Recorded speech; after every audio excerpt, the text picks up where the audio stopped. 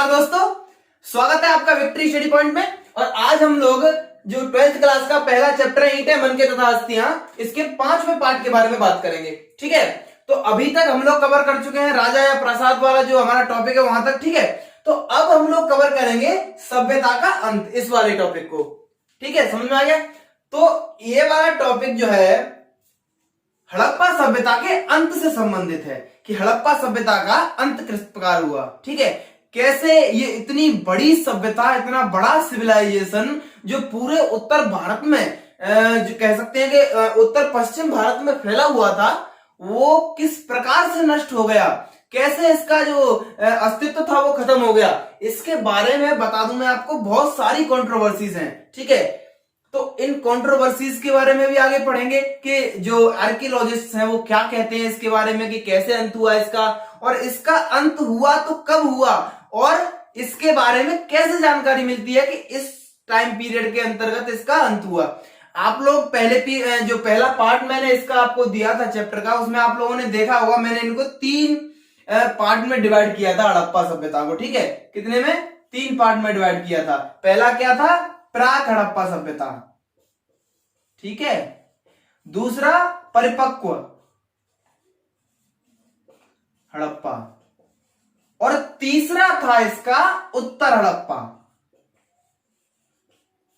ठीक है, अब प्राक हड़प्पा तो वो हड़प्पा था जो कि विकसित हड़प्पा से पहले का था। मतलब इसमें क्या हो रहा था, इसका डेवलपमेंट हो रहा था, विकास हो रहा था हड़प्पा सभ्यता का।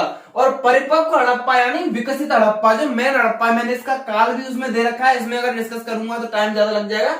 और उसके बाद आती है उत्तर हड़प्पा। उत्तर हड़प्पा मतलब हड़प्पा सभ्यता के नष्ट के बाद की जो कुछ सभ्यता थोड़ी बहुत रह गई थी हड़प्पा में, उनको ले लेते हैं उत्तर हड़प्पा में। तो उसी के बारे में पढ़ेंगे हम लोग कि कैसे अंत हुआ, क्या हुआ।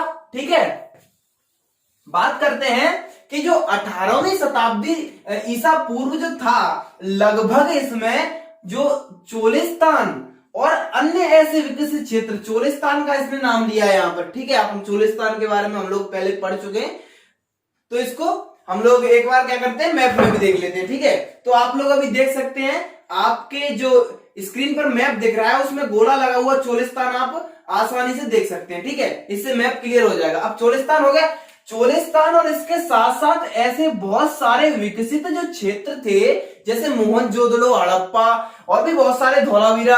ठीक है, ये सारे क्षेत्र धीरे धीरे क्या कर दिए गए, त्याग दिया गया, इनको छोड़ दिया गया।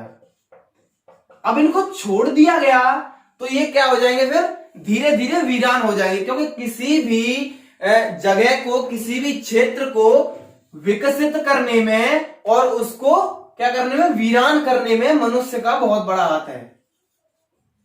यदि लोग वहां पर हैं, रह रहे हैं, तो वो क्या हो जाएगा, क्षेत्र विकसित होगा।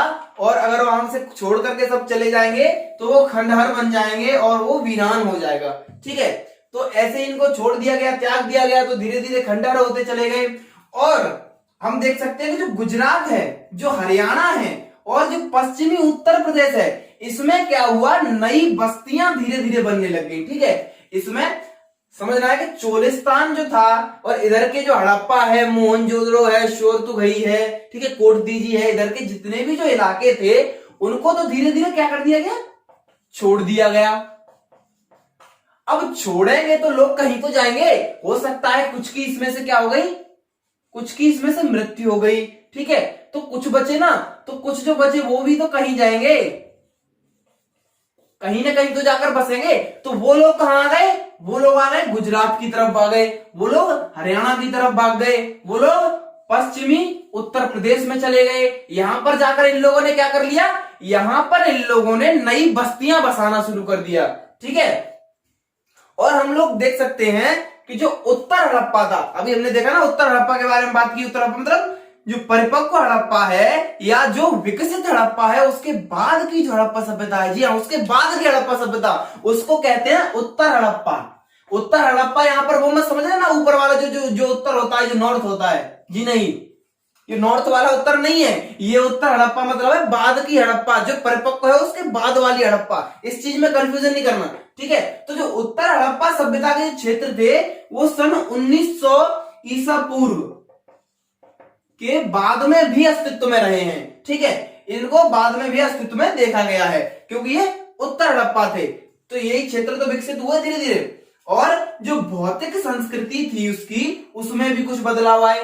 और किसकी भौतिक संस्कृति में बदलाव आए? जो आपकी एनसीईआरटी में दे रखा है भौतिक संस्कृति में बदलाव आए।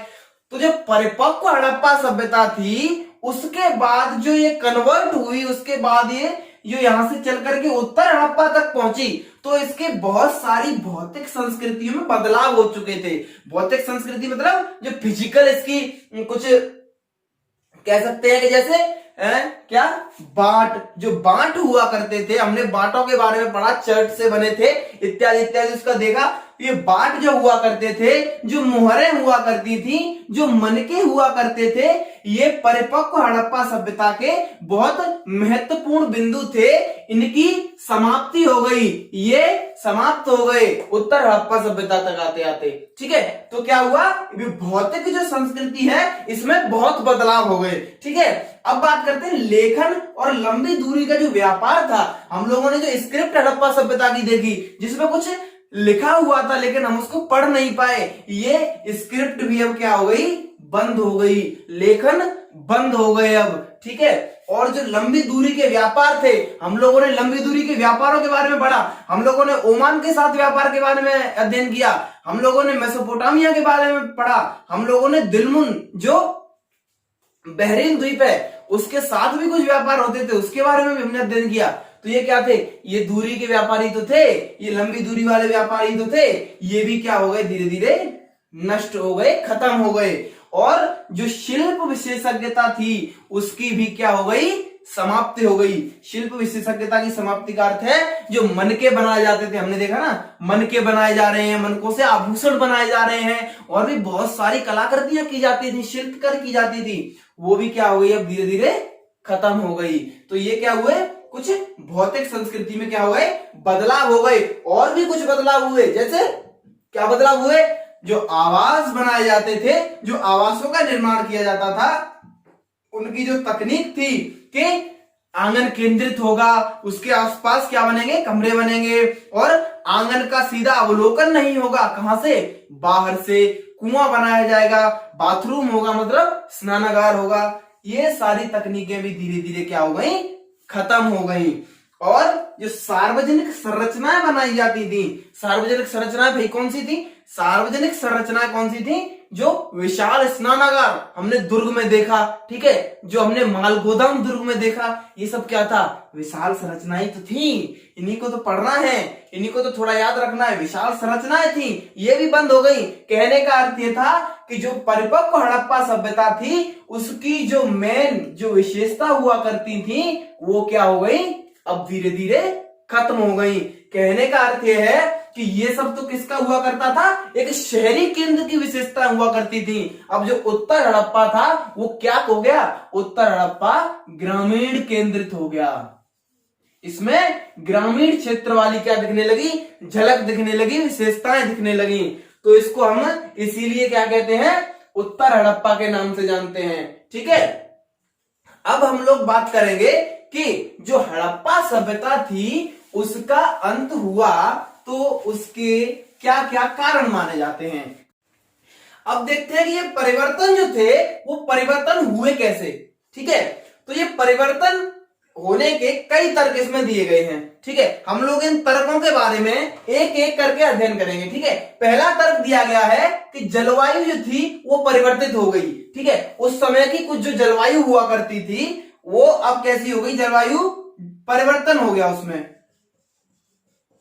अब जलवायु में अगर एकदम से परिवर्तन हुआ तो जलवायु में परिवर्तन का अर्थ यह हुआ कि लोग जो थे उस जलवायु के परिवर्तन को झेल नहीं पाए और वो क्या हो गए, खत्म हो गए। ठीक है, और दूसरी बात इसमें दी गई है वनों की अत्यधिक कटाई। वनों की अत्यधिक कटाई का अर्थ है कि पहले जो क्षेत्र हुआ करते थे उसमें बहुत सारे वन थे, वन, ठीक है, उसमें वन बहुत सारे हैं, तो जो एनवायरमेंट है वहां का जो पर्यावरण है वो कैसा होगा, मैत्रीय होगा।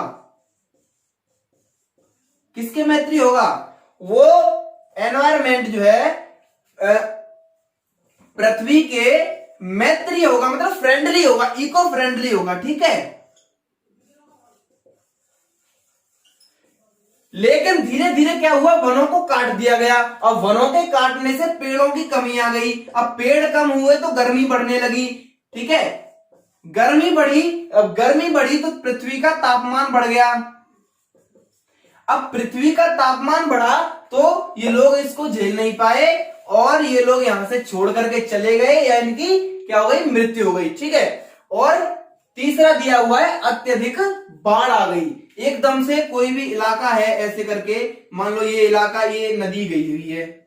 ठीक है, इसके आसपास एक तो एक्स इलाका है, एक वाई इलाका है, ये दो इलाके हैं इसके आसपास। ठीक है, दिख रहा है आपको। अब ये नदी यहां पर बहती है। ठीक है, तो अभी आराम से ये लोग रह रहे, लेकिन धीरे धीरे क्या हुआ, नदी का पानी बढ़ गया और नदी यहां तक बहने लग गई, यहां तक बहने लगी। अब यहां तक अगर नदी बहने लगेगी तो ये एक्स और वाई जो क्षेत्र हैं ये क्या हो जाएंगे, नदी में डूब जाएंगे और इनके लोगों को या तो ये क्षेत्र क्या पड़ेंगे, या तो ये क्षेत्र छोड़ने पड़ेंगे और या इनको क्या होगा, ये खत्म हो जाएंगे। तो ये क्षेत्र तो बिल्कुल नष्ट हो गए। ठीक है, कहने का अर्थ यह है कि कुछ का क्या हुआ, अत्यधिक बाढ़ के कारण पतन हो गया। और दिया हुआ है कि नदियों का सूख जाना, या तो नदियां सूख गई और या क्या हुआ, या नदियों का मार्ग बदलना। अब सूखने का तो हम देख सकते हैं कि जैसे कोई नदी है, यहां पर ये कोई क्षेत्र बसे हुए हैं, दो या तीन चार जो भी ले लो, एबीसीडी। ओके, ये क्षेत्र बसे हुए हैं, यहां पर जल का इनका यही स्रोत है, यहां से जल ग्रहण करते हैं। अब मान के चलिए, आप कल्पना करिए, ये जो नदी है वो नदी सूख गई। अब इनके लिए जल का स्रोत नहीं है, इनके लिए जल का कोई स्रोत नहीं है। या तो इनको ये क्षेत्र छोड़ना पड़ेगा यहां से, या ये लोग यहीं पर मर जाएंगे। क्यों? क्योंकि बिन पानी के जीवन संभव ही नहीं है। आप लोग इस बात को आराम से आसानी से जानते हैं। ठीक है, तो ये हो गया, एक तो क्या हुआ, नदियां सूख गई, और दूसरा है कि नदियों ने क्या कर लिया, नदियों ने धीरे धीरे अपना मार्ग परिवर्तित कर लिया। इसको कैसे देखते हैं कि कोई नदी ऐसे बह रही है। ओके, यहां पर ये ए नाम का क्षेत्र बसा हुआ है। ठीक है, ए नाम का क्षेत्र बसा हुआ है यहां पर। ये नदी धीरे धीरे यहां से बहने लग गई, फिर धीरे धीरे ये नदी यहां से बहने लग गई, इसने क्षेत्र को ले लिया, फिर धीरे धीरे ये नदी यहां से भी हट के यहां आ गई, अब इसको ले गई। ठीक है, इतना क्षेत्र तो ये चला गया, उसके साथ साथ अब ये चला गया, अब ये नदी यहां पर आ गई, अब ये भी चला गया, फिर ये नदी ऐसे आ गई। पूरा क्षेत्र कहां, यहां बहती थी, कहां, यहां बहने लगी। मतलब इसने बहुत सारा कवर, जो इतने एरिया में जो भी लोग रहते होंगे उनको अपना घर संभवतः क्या करना पड़ा होगा, त्यागना पड़ा होगा। वो जो क्षेत्र थे संभवतः क्या हो गए होंगे, नष्ट हो गए होंगे। कहने का अर्थ है कि नदियों के मार्ग बदलने से भी बहुत सारे क्षेत्रों का क्या हुआ, खात्मा हो गया, बहुत सारे क्षेत्र खत्म हो गए। और भूमि का अत्यधिक उपयोग, भाई भूमि का अत्यधिक उपयोग करेंगे तो क्या बढ़ेगा, भूमि पर प्रेशर बढ़ेगा। अब भूमि पर अत्यधिक प्रेशर बढ़ेगा तो उसकी क्या चली जाएगी, उसकी चली जाएगी उर्वरकता।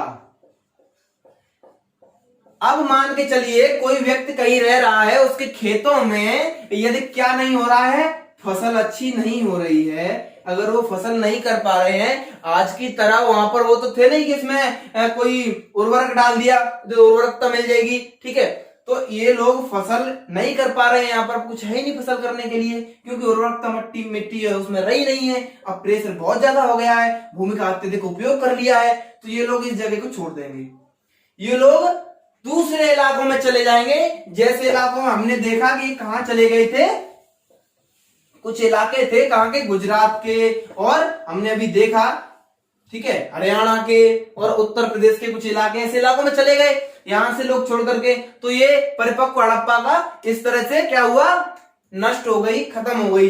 लेकिन इसमें भी एक मिथ्या है। अब मिथ्या ये है, कंट्रोवर्सी ये है कि इन सारे कारणों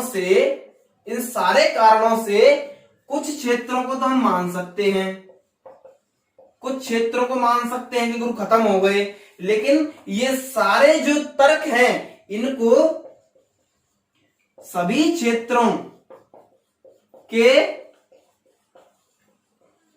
संबंध में सही क्या नहीं कर सकते, नहीं ठहरा सकते। ठीक है, सही नहीं ठहरा सकते। क्यों? क्योंकि बहुत बड़े क्षेत्र में ये फैली हुई थी। आप लोग जानते हैं कितने बड़े क्षेत्र में थी हड़प्पा सभ्यता, और पूरी की पूरी हड़प्पा सभ्यता का इन 5 कारणों से पतन हो जाना या नष्ट हो जाना ये तो संभव नहीं था। ठीक है, धीरे धीरे हम लोगों ने देखा कि हड़प्पा सभ्यता का क्या होने लगा था, पतन होने लगा था। क्या होने लगे, नष्ट होने लगे थे। क्या नहीं मिल रहा था, न मन के मिल रहे हैं, न बाट हैं, अब ये सारी चीजें खत्म हो गई हैं। और ये किसका संकेत है? ये संकेत था एक बहुत ही विशाल सभ्यता के खात्मे का संकेत। ठीक है, धीरे धीरे ऐसा लग रहा था कि हड़प्पा सभ्यता का क्या हो रहा है, पतन हो रहा है। ठीक है, ये सारी चीजें हमने इसमें देख ली कि कैसे इसमें परिवर्तन हुए, किस प्रकार से इसका पतन हुआ। ठीक है, ये सारे पॉइंट्स हम लोग इसमें देख सकते हैं आराम से। ठीक है, अब नए शहरों का विकास जो था, एक पूरी इसमें क्या लग गई, एक पूरी सहस्त्राब्दी लग गई। तब जाकर के धीरे धीरे कब आकर के हुआ, 6ठी शताब्दी ईसा पूर्व इत्यादि में आकर के फिर क्या हुआ, धीरे धीरे दोबारा से डेवलपमेंट होना शुरू हुआ। और फिर से इतिहास की रचना हम लोग देखते हैं कि कहां से होती है। ठीक है, तो ये एक बहुत बड़ा टर्निंग पॉइंट था हड़प्पा सभ्यता का पतन। अब हम लोग इसके आगे वाले टॉपिक को देखते हैं, क्योंकि ये वाला टॉपिक हमारा समाप्त हो गया। ठीक है,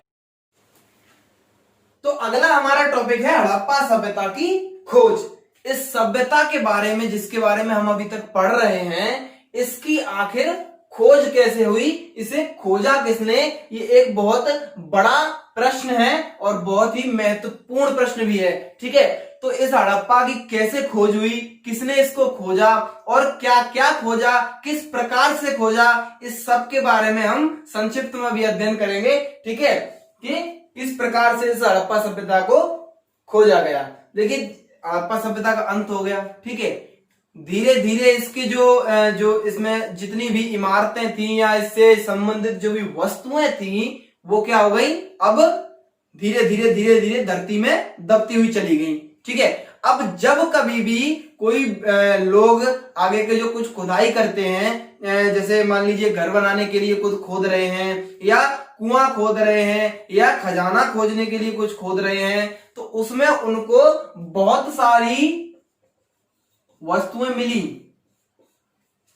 हड़प्पा सभ्यता से संबंधित बहुत सारी वस्तुएं मिली, लेकिन वे इन वस्तुओं का क्या उपयोग है, ये वस्तुएं किससे संबंधित हैं,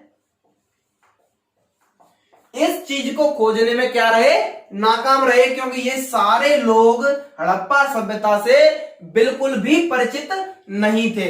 अब हड़प्पा सभ्यता की खोज का सिलसिला धीरे धीरे कैसे शुरू हुआ, देखिए, भारत के सबसे पहले डायरेक्टर जनरल बनाए गए किसके, आर्कियोलॉजी के जो सबसे पहले डायरेक्टर जनरल जो बनाए गए किसके, सर्वेक्षण विभाग के, सर्वेक्षण विभाग के पहले डायरेक्टर जनरल आपके बनाए गए कौन, अलेक्जेंडर कनिंघम। मैंने आपको 3-4 बार इस बात को क्यों बताया, क्योंकि ये प्रश्न कभी कभी 1 मार्क में पूछ लिया जाता है कि भारत के सबसे पहले सर्वेक्षण क्षेत्र के, पुरातात्विक सर्वेक्षण क्षेत्र के डायरेक्टर जनरल कौन थे, तो कौन थे, अलेक्जेंडर कनिंघम। अभी पिछले साल 2020 में ये क्वेश्चन 1 नंबर में पूछा गया था। ठीक है, इस चीज को ध्यान रखिए आप, ये 1-1 नंबर के प्रश्न होते हैं और 20 नंबर के आते हैं, तो ये आपको बहुत फायदा देंगे। ठीक है, इस प्रकार से अगर धीरे धीरे हम लोग करते रहेंगे ना, कड़ियों से कड़ियां मिलाकर पढ़ेंगे ना, तो हम लोग बहुत आगे चले जाएंगे। ठीक है ना, तो इस चीज पे बहुत ध्यान देना है। जो अन्वेषण था, उस समय जो अन्वेषण होता था, कनिंघम जी जो अन्वेषण करते थे, ठीक है, वो किसका प्रयोग करते थे, उसमें लिखित साक्ष्यों का ज्यादा प्रयोग करते थे। ठीक है, तो हम लोग बहुत अच्छी तरह जानते हैं कि हड़प्पा सभ्यता के लिखित साक्ष्य किस प्रकार के हैं, किसी काम के नहीं है। उस समय इनको कुछ पता भी नहीं था, कनिंघम जी को कुछ पता नहीं था हड़प्पा सभ्यता के बारे में।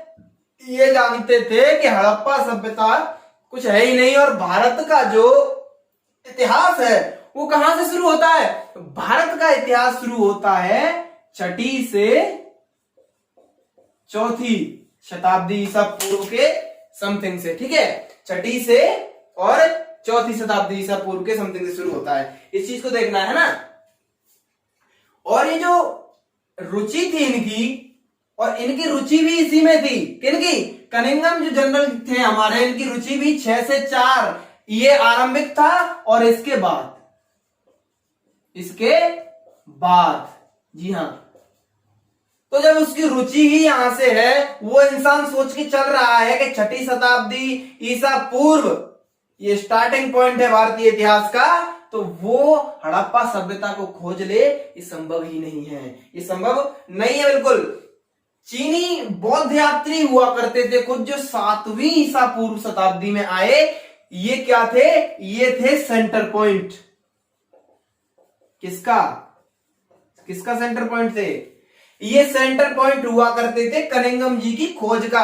ये जो चीनी बौद्ध यात्री आए, अब आए तो इन्होंने कुछ लिखा भी भारत के बारे में। अब इन्होंने कुछ लिखा तो उसको कनिंघम साहब पढ़ भी रहे हैं। अब कनिंघम साहब इसको पढ़ रहे हैं तो इसी से इतिहास निकाल रहे हैं कनिंघम साहब। अब कनिंघम साहब इससे इतिहास निकालेंगे तो कहां से हड़प्पा तक पहुंचेंगे? क्योंकि चीनी बौद्ध जो यात्री हुआ करते थे, इनको तो कुछ भी नहीं पता था हड़प्पा सभ्यता के बारे में। अब जब जिनके बारे में पढ़ रहे हैं उनको नहीं पता, जिन्होंने लिखा है उन्हें कुछ नहीं पता, और हम उसको पढ़कर उस चीज का कैसे पता लगा सकते हैं? समझ रहे हैं आप लोग? तो नहीं पहुंच पाए, सर नहीं पहुंच पाए, ठीक है।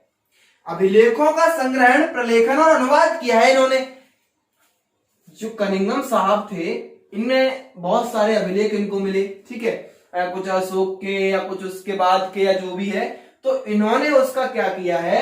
उन्होंने इन अभिलेखों का संग्रहण किया, मतलब इनको इकट्ठा किया, संग्रहित किया, और उसके साथ साथ इन्होंने क्या किया है? उनको लिखा भी है कि इनमें लिखा क्या हुआ है, और प्रलेखन के साथ साथ में इन्होंने उसका अनुवाद भी किया है कुछ भाषाओं में, ठीक है। अब बात करते हैं कि ये जो कनिंघम साहब हुआ करते थे, ये सांस्कृतिक महत्व की चीजों की खोज ज्यादा करते थे, क्योंकि ये लोग सोचते थे कि यदि हम किसी काल की सांस्कृतिक वस्तु का पता लगा लेंगे तो उससे हम उसके इतिहास के बारे में जान पाएंगे। कितना? बहुत ज्यादा जान पाएंगे उसके इतिहास के बारे में, ठीक है। तो ये जो लोग हुआ करते थे, ये किस पर सेंटर थे? वो मैंने आपको बताया, कनिंघम साहब और उनके जो यात्री थे वो किस पर सेंटर है? वो सेंटर है तीर्थ यात्रियों पर। कौन से? जो चीन से बौद्ध यात्री आए हैं भारत में, और उन्होंने जो भी लिखा है। अब ये खुद परिचित नहीं थे तो कहां से परिचित कराते, ठीक है। तो कहने का अर्थ ये है कि कनिंघम साहब भी और लोगों की तरह ये मानते थे कि भारत का जो इतिहास है, ये देखिए एक आपके उसमें पॉइंट एक मेंशन किया हुआ है लाइन, और शायद उसका समझ में आपके नहीं आएगा कि भारत का इतिहास, कनिंघम साहब भी और लोगों की तरह ये मानते थे कि भारत का इतिहास गंगा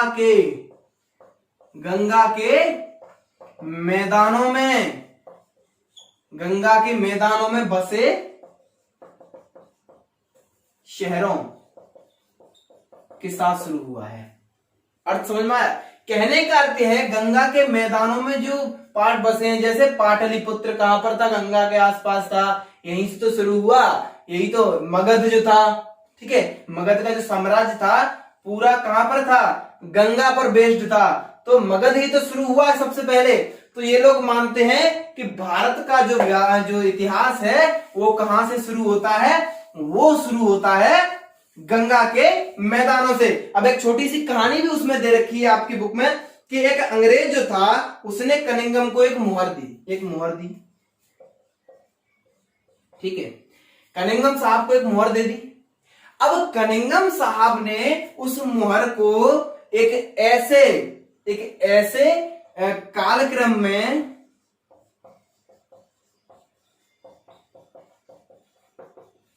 विभाजित करने की कोशिश की जिससे वे क्या थे? परिचित थे। आपको बता दूं ये मुहर क्या थी? हड़प्पाई मुहर थी। ओके, ये मुहर हड़प्पाई मुहर थी, और कनिंघम साहब ने इसका कालक्रम विभाजित किया। कौन सा? जिससे वो परिचित थे। और कनिंघम साहब किससे परिचित थे? कनिंघम साहब परिचित थे कि भारत का व्यापार छठी से चौथी, ठीक है, 6th से 4th ईसा पूर्व BC, ठीक है, यहां से शुरू हुआ है। तो ये तो ये छठी को लास्ट फर्स्ट मान के चल रहा है ना, तो ये फर्स्ट मान के चलेगा तो ये फर्स्ट इसी को मानेगा ना। अब इसको फर्स्ट मानेगा तो इससे तो बहुत पहले थी हड़प्पा। तो अब इस मोहर को अगर एक ऐसे कालखंड में विभाजित कर दोगे तो क्या आप हड़प्पा तक पहुंच पाओगे? कभी नहीं पहुंच पाओगे। कनिंघम साहब ने भी यही गलती की और हड़प्पा तक पहुंचने में नाकाम रहे, ठीक है। अब बात करेंगे एक नवीन प्राचीन सभ्यता की खोज के बारे में। अब खोज हो गई, ठीक है ना। अब हम बात करेंगे कैसे खोज हुई, किसने खोज की, कहां खोज की और कब खोज की, ठीक है। किसने, कब, कहां, कैसे, 4, ओके। किसने, कब, कहां और कैसे, ठीक है। दयाराम साहनी जी ने, एक दयाराम साहनी भारतीय आर्कियोलॉजिस्ट हुआ करते थे। इन्होंने हड़प्पा सभ्यता जो हुआ करती थी, हड़प्पा सभ्यता में एक सबसे प्रसिद्ध स्थल जो आप देख सकते हैं क्या है, हड़प्पा। इसको हड़प्पा सभ्यता के नाम से क्यों जाना जाता है? क्योंकि हड़प्पा ही सबसे पहले खोजा गया और सबसे पहले इस हड़प्पा को जिस व्यक्ति ने खोजा उस व्यक्ति का नाम था दयाराम साहनी। इस नाम को ध्यान रखिए। पूछ लेते हैं 1 नंबर में कि हड़प्पा में मोहरें किसने खोजी? किसने खोजी? दयाराम साहनी ने, ओके। हड़प्पा में दयाराम साहनी ने मोहरें खोज निकाली 20वीं शताब्दी के आरंभ में। 19वीं मतलब 20वीं शताब्दी कब होती है? 1901 से 2000, ये हो गई 20वीं शताब्दी, ठीक है, 1901 से 2000। अब राखाल दास जो बनर्जी हुआ करते थे, ये भी इंडियन आर्कियोलॉजिस्ट थे। इन्होंने मोहनजोदड़ो में हड़प्पा जैसी ही मोहरें खोज ली, मतलब हड़प्पा के बिल्कुल समान, हड़प्पा के बिल्कुल जैसी दिखने वाली मोहरें कहां खोज निकाली? मोहनजोदड़ो में। कहने का अर्थ यह हुआ कि हड़प्पा एवं मोहनजोदड़ो ये दोनों क्षेत्र एक ही काल के हैं और एक ही सभ्यता के हैं, समझे। एक काल से संबद्ध है, एक ही सभ्यता से संबद्ध है, ये मोहनजोदड़ो और हड़प्पा। अब इन्हीं खोजों के दम पर, इन्हीं खोजों के सहारे, इन्हीं खोजों को देखते हुए हमारे भारतीय पुरातत्वविद सर्वेक्षण के डायरेक्टर जनरल तब के जो हुआ करते थे, जिनका नाम था जॉन मार्शल।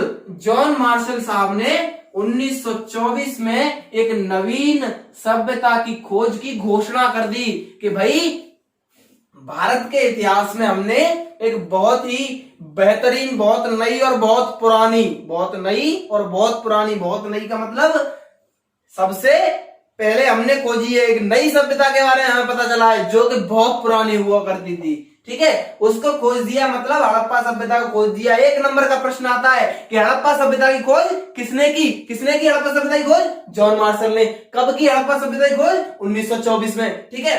अब एक बुक का स्टेटमेंट दे रखा है, जब ये खोज हुई उसके बाद SN राव, इनकी एक book I the story of Indian archaeology. इसके बारे में मैं क्यों बता रहा हूं आपको? इसके बारे में इसलिए बता रहा हूं, इसमें एक स्टेटमेंट दे रखा है, बहुत अच्छा स्टेटमेंट है और स्टेटमेंट ऐसा है कि बहुत सारे बच्चों को कंफ्यूजन में डाल देता है, ठीक है। अब पहले तो ये देख लीजिए, 1 नंबर में एक और प्रश्न बनता है कि the story of Indian archaeology, इस किताब के या इस बुक के लेखक कौन थे? तो कौन थे? SN राव। अब इन्होंने क्या लिखा? इन्होंने एक शब्द लिखा कि जो जॉन मार्शल हैं, इन्होंने भारत को जहां पाया, इन्होंने भारत को जहां पाया है वहां से कितने 3000 वर्ष पीछे छोड़ा। ठीक है, क्या कहना चाहते हैं? What S.N. Rao want to say by this statement of him? क्या कहना चाहते हैं? कहना चाहते हैं कि जहां पाया, कहां पाया? इन्होंने पाया कि भारत का इतिहास छठी से चौथी, ठीक है, इस ईसा पूर्व से शुरू होता है। यही तो पाया, कनिंघम यही छोड़ के गए ना। लेकिन अब इन्होंने इसके इतिहास को कहां ले गए? ये छठी ईसा पूर्व से इसको 3000 वर्ष पूर्व ले गए। 3200-3400 ईसा पूर्व तक ले गए। ठीक है, मतलब 3000, लगभग 3000 वर्ष इन्होंने भारत के इतिहास को पीछे धकेल दिया। इसका कहने का अर्थ यही हुआ कि जहां इन्होंने पाया वहां से 3000 वर्ष पीछे छोड़ दिया, पीछे ले गए और 3000 पीछे पहुंच गए। ठीक है, ये स्टेटमेंट इसमें दे रखा है। तो इन्होंने एक नवीन सभ्यता की खोज आपके सामने कर दी। ठीक है, कि हड़प्पा नाम की कोई सभ्यता हुआ करती थी और ये भारत के लिए एक बड़ा ही किसका दिन था, परिवर्तन का दिन था कि हम लोग ऐसी सभ्यता में थे, हम लोगों के पास ऐसी सभ्यता बिलोंग करती थी जो बहुत सभ्य उस समय भी हुआ करती थी। जिस तरीके से कनिंघम की रुचि हुआ करती थी अच्छी अच्छी वस्तुओं को खोजने में, उस प्रकार की रुचि जॉन मार्शल साहब की थी। अब इस रुचि के कारण वो भी एक त्रुटि करा करते थे, वो भी एक गलती किया करते थे। क्या गलती थी उस चीज को मैं आपको थोड़ा सा बताऊंगा, और उस गलती के कारण वे क्या चीज छोड़ देते थे या किस चीज का एक जो महत्व था वो नष्ट हो जाता था, उसके बारे में बात करेंगे। ये क्या करते थे, कोई भी मान के चलिए एक टीला है, ये इस प्रकार का एक टीला है। ओके, इस प्रकार का टीला है। अब इस टीले में कुछ वस्तुएं मिली, जो वस्तुएं इस प्रकार से मिली कि कुछ तो यहां मिली, ओके, ऊपर मिल गई, कुछ वस्तुएं ये मिल गई यहां पर, कुछ वस्तुएं ये मिली हैं और कुछ वस्तुएं ये मिल गई हैं, कुछ यहां मिली हैं। ठीक है, अब आप कुछ समझ रहे हैं, ऊपर जो वस्तु है, कहने का अर्थ यह है कि ये वस्तु अभी बहुत नवीन है, अभी बहुत नवीन है, कुछ समय पूर्व ही मिट्टी में दबी है, और ये उससे पुरानी है, ये उससे भी पुरानी है, ये उससे भी पुरानी है, और ये जो है सबसे पुरानी है, सबसे पुरानी। जी हाँ, लेकिन जॉन मार्शल साहब क्या किया करते थे, जॉन मार्शल साहब इसमें से जितनी भी वस्तुएं निकली वो इन सारी वस्तुओं को यहां से निकालकर एक ही उसमें रख देंगे। ठीक है, एक ही उसमें रख देंगे। इससे क्या होगा, इससे क्या होगा, इससे यह होगा कि इनके जो समय है, कब की बनी है समय, इस समय के बारे में क्या महत्वपूर्ण जानकारी जो है उसे प्राप्त करने से हम क्या हो जाएंगे, चूक जाएंगे उसे प्राप्त करने से। और ये जो इनकी गलती थी, ये गलती बहुत हमें इसका नुकसान भी उठाना पड़ा कि हम बहुत सारी चीजों के बारे में जान भी नहीं पाए। ठीक है, अब इस गलती को जो अगले जो बने आर्कियोलॉजिस्ट जो डिपार्टमेंट था उसके डायरेक्टर जनरल अगले बने, उनका नाम था R.E.M. व्हीलर। ओके, इन्होंने उस गलती को क्या कर लिया, पहचान लिया। ठीक है, अब इसके बारे में पढ़ेंगे कि इन्होंने क्या क्या कार्य किए। ठीक है ना, अब बात करते हैं R.E.M. व्हीलर के बारे में। ठीक है, अब इसको दिया गया है एक नाम, नई तकनीकें तथा प्रश्न।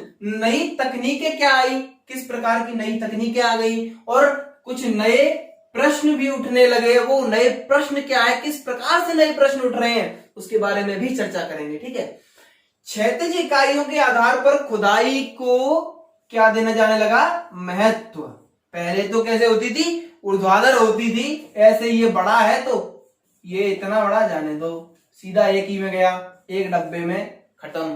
क्षैतिज, अब क्षैतिज कैसे होने लगी, इस प्रकार का है तो इधर का ऊपर का अलग खोजा जाएगा, ऊपर जो मिली है उसके नीचे मिली है उसको अलग, उसके नीचे मिली है उसको अलग अलग, ऐसे अलग अलग रखा जाएगा। तो क्षैतिज जो इकाइयों के आधार पर खुदाई थी उसको महत्व दिया जाने लगा। अब इससे क्या थी, समय के अनुसार जो कुछ जानकारियां उपलब्ध होती थी, जो जानकारी समय के कारण मिलती थी, वो जानकारियां अब नष्ट नहीं हो रही हैं, अब वो जानकारियां मिल रही हैं। समझ रहे हैं ना, पूर्व ब्रिगेडियर हुआ करते थे ये R.E.M. व्हीलर जो थे। ठीक है, पूर्व ब्रिगेडियर थे सेना के, तो इनके अंदर एक परिशुद्धता और समावेश, मतलब इनके अंदर एक क्या था, डिसिप्लिन हुआ करता था। ठीक है, इनके अंदर एक डिसिप्लिन हुआ करता था। उसके तहत ये काम कैसे करते थे, सहजता से और क्रम बाय क्रम किया करते थे।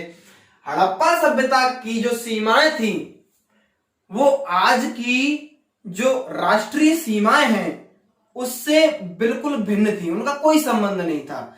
उस समय की हड़प्पा सभ्यता की भौगोलिक सीमाएं और आज की राष्ट्रीय सीमाएं बिल्कुल अलग हैं। ठीक है, इसीलिए बहुत सारे जो क्षेत्र हैं हड़प्पा सभ्यता के वो कहां चले गए हैं, आप देख सकते हैं पाकिस्तान में चले गए हैं। ठीक है, आप मोहनजोदड़ो को देख लीजिए, आप हड़प्पा को देख लीजिए, आप कोटदीजी को देख लीजिए, आप शोरतुगई को देख लीजिए, आप बालाकोट को देख लीजिए, आप सुतकंगेंडोर को देख लीजिए। बहुत सारे क्षेत्र हैं, चनुदड़ो को देख लीजिए। बहुत सारे क्षेत्र हैं जो कहां चले गए हैं, आज पाकिस्तान में चले गए हैं। ठीक है, तो अब भारत वाले जो लोग हैं, आर्कियोलॉजिस्ट हैं, उन्होंने क्या किया, जो भारत में स्थल थे उनको चिन्हित करना शुरू कर दिया। भारत के स्थलों को चिन्हित किया और इन्होंने क्या की, वहां पर खुदाई की। जैसे बहुत सारे स्थल आते हैं गुजरात के क्षेत्रों में, इन्होंने जो है खुदाई की। जैसे गुजरात के में आप क्या जाते हैं, धौलावीरा आ जाता है, लोथल आ जाता है, नागेश्वर आ जाता है। ठीक है, और इन्होंने कहां पर की खुदाई, इन्होंने हरियाणा वाले क्षेत्र में खुदाई की, जहां पर कौन सा, राखी गढ़ी आ जाती है। ठीक है, और इन्होंने राजस्थान का जो कालीबंगन है उस क्षेत्र में भी खुदाई की। तो राजस्थान जो भारत है उसमें बहुत सारे क्षेत्र नहीं रहे हैं, आज इतने महत्वपूर्ण जो क्षेत्र थे वो सारे कहां पहुंच गए हैं, पाकिस्तान में पहुंच गए हैं। हालांकि लोग बड़े स्तर पर खोज करते रहते हैं, यहां पर भी कोई दिक्कत ऐसी नहीं है जाने की वहां पर। ठीक है, अब उस एरा में वो जो समय था उस समय कुछ नए प्रश्न निकल करके आने लगे। नए प्रश्न क्या थे, नए प्रश्न थे वहां का सांस्कृतिक उपक्रम क्या हुआ करता था, किस प्रकार की सांस्कृतिक जो धारणाएं थी उनकी थी, या किस प्रकार के सांस्कृतिक कार्यक्रम हुआ करते थे, उनके समाज की सांस्कृतिकता क्या थी, उसको जानने के लिए क्या होने लगा है, अब प्रयास जारी होने लगे हैं। पुरातत्व जो पुरास्थल हैं उनकी भौगोलिक स्थिति अगर है तो उसी जगह पर क्यों है। जैसे अगर मोहनजोदड़ो है वो बसा तो वहीं क्यों बसा, क्या कारण रहे कि वो मोहनजोदड़ो वहीं पर बसा, उसके आसपास के क्षेत्रों में या दूर दराज क्षेत्रों में वहां जाकर क्यों नहीं बसे।